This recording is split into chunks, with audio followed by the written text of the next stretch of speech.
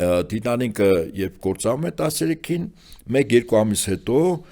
ԱՄՆ կառավարությունը որոշում է կայացնում Ֆրանց Ֆերդինանդի սպանությունը Սարայևոյում, որը կատարվել էր Մլադոբոսնիա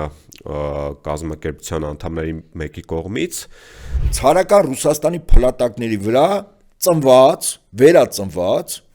բոլշևիկյան Ռուսաստանը դարձավ։ Գաղութային ռեսուրսների վերաբաշխումը համարվում է առաջին աշխարհամարտի